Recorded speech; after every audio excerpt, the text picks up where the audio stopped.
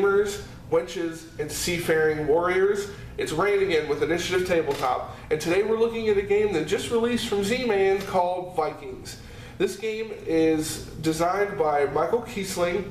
It's for 2 to 4 players, plays in about an hour, and the whole aim of the game is to purchase Vikings, build islands, and be the player with the most fame at the end of the game. So, with that being said, let me open this up and show you what it's all about. Alright, so here's a basic setup of Vikings. Now, I'm only using 1 player instead of like 2 or 4, but you'll get the gist as I get through this. So, the aim of the game in Vikings is, like I said, to be the player with the most fame at the end of the game. Now, I wouldn't necessarily call this a worker placement game, but it sort of feels like that. Let me show you why. So once you get set up, you're going to have this little player board where you're going to build your islands, and each player starts with a starting tile, and you're going to start with some money. The money is in like 10s, 5s, and 1s in denominations. You're going to have all these little tiles set out here, and these tiles can be anything from like island tiles to ship tiles like this, and I'll explain those as we get to them. But the game takes place over 6 rounds, and at the end of each round you're going to do some scoring, some special things are going to happen. The way this works is at the beginning of each round you're going to take a stack of tiles, there should be 12 in each stack, and you're going to start flipping them over. Your island tiles go on the player board starting at the 0 space and go this way. When you reach a boat tile, they start at the 11 space and go the opposite way. So that way all of your islands will be first and your ships will be second. Now you'll notice here that it's a big wheel and it's got space for the tiles around it. Each number on the wheel is a denomination of money. Essentially, if you're going to pick something up off of the board, you're going to have to pay that much money in order to pick it up, and I'll show you more about that here in a second. So what we do is we continue to set these tiles up all the way around here. Let me just finish doing that real quick. Got a middle island piece here. Looks like this is just going to be a bunch of islands, which is kind of good in the beginning of the game. Uh-oh, we got some more ships. All right. So, now that we've got the islands and ships set up, it's time to get to the meat of the game. It's the Vikings.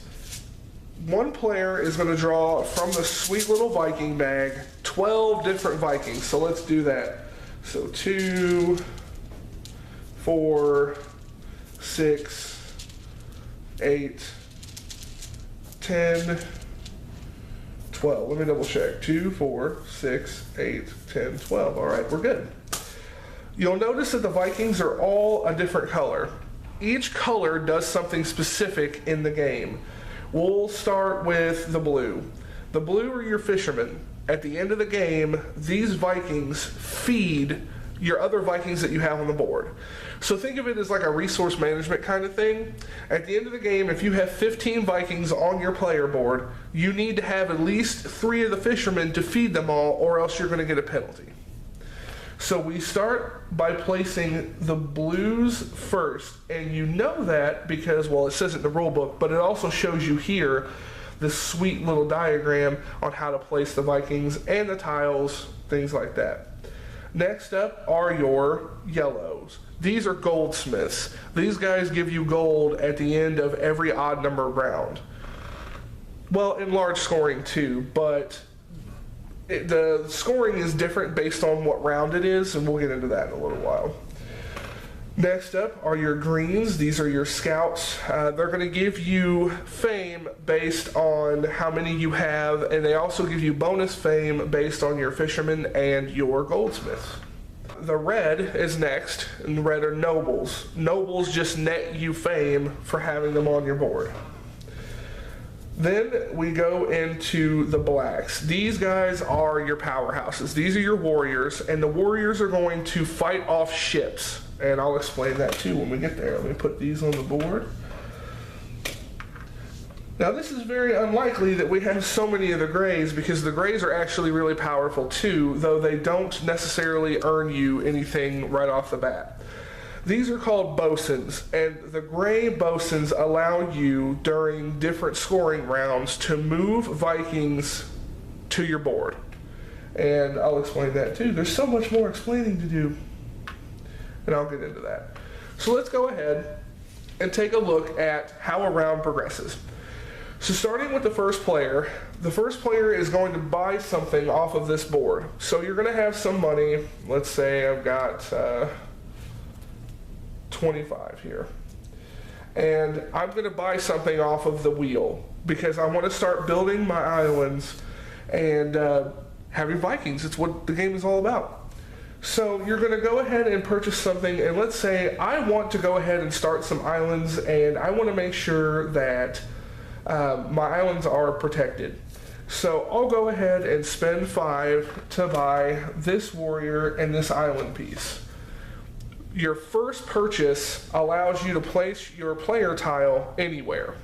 So what I'm going to do is place my player tile here, because you can only build islands from left to right. See how these go together? Now you can build as many middle pieces into an island as you want, but they have to, whenever you purchase a tile, it has to be placed legally or the tile goes away. For instance, I couldn't place them like this unless this was finishing an island and this was beginning another one.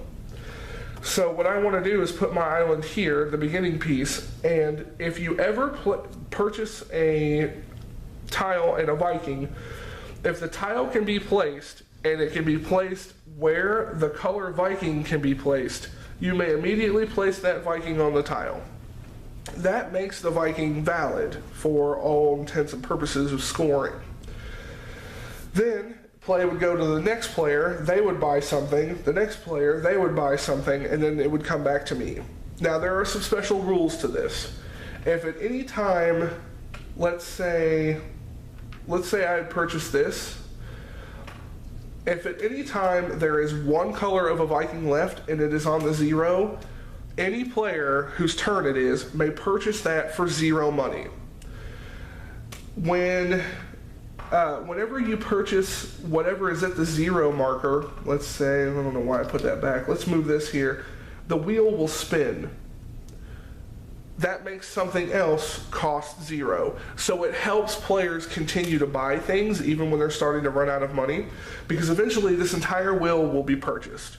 Some of the tiles can be placed, some of the tiles will just go away depending on how you buy them, and then your Vikings will go wherever they can. If you at any time buy an island piece, and let's say that I wanted to not put this here, let's say that I instead wanted to put it down here, but it had a warrior on it, since I'm not placing the tile in a section where the warrior can be placed, he just hangs out up here with the master bosun. That's what these guys are important for, because during the different rounds, as long as you have a bosun, you can move these to your board. So you don't necessarily have to buy island pieces that immediately get placed with the Vikings that you buy, because you can manage it during the ends of rounds. So anyway, the wheel will spin, other players will buy things, and eventually the wheel will be empty. Another rule to the 0 cost thing, if you ever run out of money, and you will in this game, you have to take the lowest of what's available. So if I have no money, I automatically get to take the 0 spot, breaking all the other rules, just to make sure that I get something. A lot of times it's going to give you a tile that you can't necessarily use. A lot of times it's going to give you a Viking you can't necessarily use. So you need to manage your money accordingly.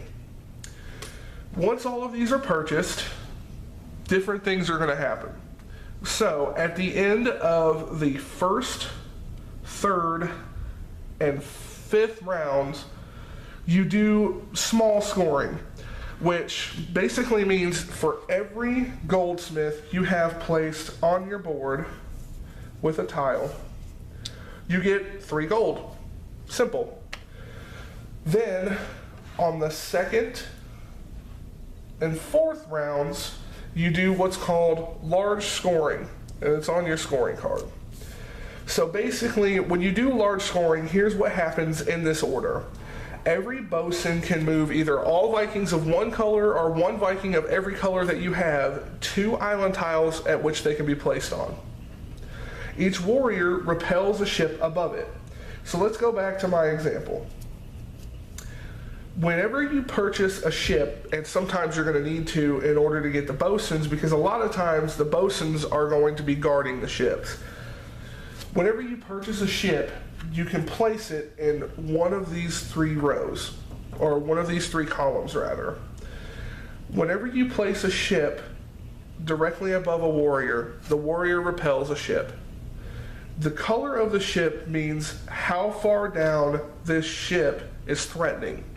If I didn't have a warrior underneath the ship would threaten all the way down to any goldsmiths I have, which means that all of my nobles, scouts, and goldsmiths don't net me anything during large scoring.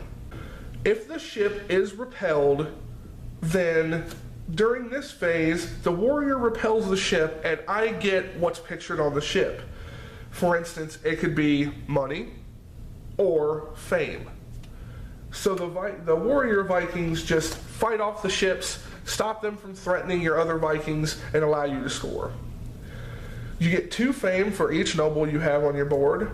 You get 1 fame for each scout you have, plus 1 for every goldsmith and fisherman directly below it. And you also get 3 gold for each goldsmith. So you're going to be scoring and doing different things at the end of every round. Finally, when you get to the very end of the game, you do end game scoring. For every ship that's not repelled by a Viking, you lose what's printed on that ship. So you're not limited to just 3 columns. You can build all the way out if you want to. One time I had like 5 different ships out here and it was crazy. But each ship that's not repelled, you lose what's on the tile. For every 5 gold you have, you can gain 1 fame. The player who has the most bosuns gains 10 fame immediately. Whoever has the most completed islands, and that means from start to finish. So beginning piece, middle, end, or beginning end, however you want to build it, the player who has the most islands is going to get 7 fame. The player who has the largest completed island is going to get 5 fame. And then here's where the fishermen come in handy, like I was telling you earlier. Each fisherman can feed 5 Vikings. For every Viking that you could have fed but didn't need to, you get 2 fame. Let's say that I have 15 Vikings on the board, but I have 4 fishermen. That means that I could feed 20 Vikings. So 5 Vikings I could have fed but didn't have to. That's going to net me 10 extra fame. For every Viking that you needed to feed but couldn't, you lose 1 fame. Pretty simple. Play is going to continue. Tiles are going to be placed. People are going to purchase Vikings. And you're going to go around this track on the outside gaining fame until the end of the game comes where you do the end game scoring. And then the player with the most fame after all that wins. Are you still with me? I hope so. Look, I know that was a bit winded and there was a lot to talk about. So feel free to just go back and check any of that just for some clarification. Trust me, it sounds like a lot, but Vikings is not a very complicated game. Once you get your first play in, it's going to click. You simply buy tiles and Vikings, place them where they need to go, and with a little bit of strategy, you'll come out with the most fame at the end. Now, we've played this every way possible. We've played it with 2 players, 3 players, 4 players. Right now, I would say 4 players is my favorite just because it kind of cuts down your options whenever you get to buy things because you're only going to be able to buy 3 things per round. Whereas in a 2-player game, you get to buy 6 things a round. So it gets kind of crazy. I will say though, in a 2-player game, this gets really cutthroat because you really have to manage your stuff because you're going to have a lot more ships than if you were playing a 3 or 4-player game. You're going to need to make sure your warriors can defend your islands. It gets crazy. I really like the way that the game scores. I think it's got so much variety in the way that you can build your islands that it's just fun every time you play. And one strategy might work for this game, but it might not work for another game that you play. The Vikings are different every time because they're drawn randomly from the bag. So in some instances, you may go 2 rounds without having any warriors at all. You might go 3 rounds without having any bosuns, which it's unlikely, but it could happen. So you really need to make sure you know what you're placing and how you're building your islands. I mean, I've even played games where I've had all my Vikings down, all my ships are repelled. I'm the strongest leader of the clan that there ever was. I got beat because I didn't have enough islands, and somebody ended up nagging the most islands and the longest island, and I felt I brought shame to the clan. Why they let me live, I'll never know. Maybe it was to tell you this tale, so that way you can experience Vikings the way I experienced it. I think Z-Man did a great job with this. I'm very pleased with it. If you get a chance, check it out. I know that it's going to be at Gen Con this year, so make sure that you put your horns on and go give it a try. That's about it. So thanks for checking out the video. Until next time, play a game.